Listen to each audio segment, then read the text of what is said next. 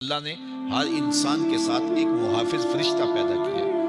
اور اگر وہ محافظ فرشتہ انسان کے ساتھ نہ ہو، شیاطین انسان کو ویسے مار ڈالیں، انسان کو قتل کر ڈالیں اگر اللہ نے حفاظت کے لیے فرشتہ معمور نہ کیا ہو۔ یہ انسان کے دشمن ہے، اور انسان کو شیاطین راہ مستقیم سے ہٹانے کے لیے دن رات کوشش ہے۔ پھر یہ اتنا مکار دشمن ہے، ہر ایک کو ایک لاٹھی سے نہیں ہانکتا، اسے پتہ ہے کہ کس کو کیسے بھٹکانا ہے۔ ایک شب زندہ دار جس کو سحری کے وقت اٹھ کے آنسو بہانے کا لطف ملتا ہے، اب شیطان اس کو کہے کہ سحری کے وقت اٹھا نہ کر، تو وہ شب زندہ دار جب اس کے آنسو مسلح میں جذب ہوتے ہیں اور وہ اترتے ہوئے آنکھوں سے آنسو اتنی لذت اسے دیتے ہیں کہ دنیا ما فیہا کی لذتیں ایک طرف اور یاد خدا میں رونا ایک طرف۔ اب شیطان کسی کو کہے کہ سحری کے وقت اٹھا نہ کر، تو کوئی شیطان کی یہ بات تھوڑی مانے گا، تو شیطان اسے یہ کہتا بھی نہیں ہے، اسے کہتا نہیں اٹھا کر، لیکن صبح بتا دیا کر کے میں تہجد گزار ہوں، اسے ریا میں مبتلا کرے گا۔ ایک شخص جس کی طبع میں فیاضی گندی ہوئی ہے، اب شیطان اس کو کہے کہ تو سخاوت نہ کیا کر، بخل کا درس دے، تو طبعاً جو سخی شخص ہے، جس کی فطرت کے اندر فیاضی ہے، تو وہ شیطان کی اس بات کو تو نہیں مانے گا۔ شیطان اسے یہ کہتا بھی نہیں کہ تو بخل کر، اسے فضول خرچی کی طرف لگا دے گا، اسے ان کاموں میں خرچ کرنے کی ترغیب دے گا جس کا اس کو اور معاشرے کو کوئی فائدہ نہیں ہوگا۔ اس لیے شیطان رخ بدلتا ہے۔ ایک شاعر جس کی طبع کے اندر لطافت ہے، نرمی ہے، محبت ہے، اب شیطان اس کو کہے کہ فلاں کو قتل کر دے، تو شاعر تو شاخ سے پھول بھی نہیں توڑ سکتا، تو پھر وہ کسی کا سر کاٹتے یہ کیسے ممکن ہو سکتا ہے؟ شیطان ایک شاعر کو یہ کہتا بھی نہیں، اسے وہ شراب اور شباب کے پیچھے لگا دیتا ہے۔ اب اتنا سخت دشمن، اتنا مکار دشمن، حضرت سیدنا غوث اعظم رضی اللہ تعالیٰ عنہ فرماتے ہیں میرے اوپر صحاب نور چھا گیا اور آواز آئی، عبد القادر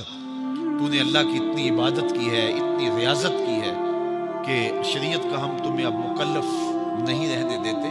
اور اب تو نماز نہ پڑھے اور دیگر اعمال نہ کرے تو تجھے کوئی پکڑ نہیں، میں تیرے اوپر ایسے راضی ہو گیا۔ تو ایسے بادل سے آواز آئی، کہتے مان میرے دل میں خیال آیا